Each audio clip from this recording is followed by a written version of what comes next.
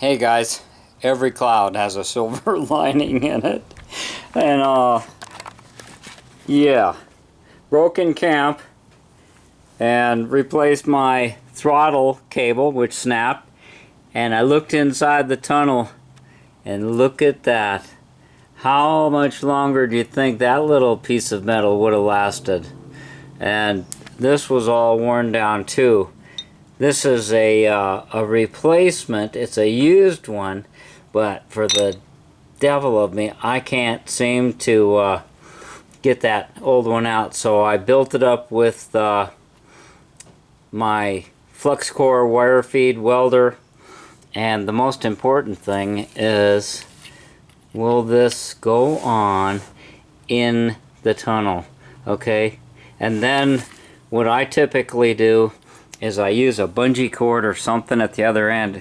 It's always best if you got somebody to hold it and guide it through the transmission clutch arm, but I think I'll be able to succeed this way, and it'll pretty much be in, let's see, a position like this, and it'll wear in.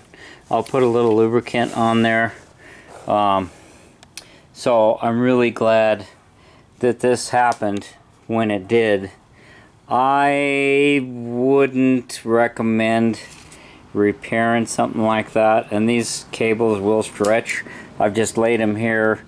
This is a brand new replacement that I've had in my hoard, and it looks like it's the same length. So I'm going to go ahead and put this one in and try to get this all back together. I'll keep you posted.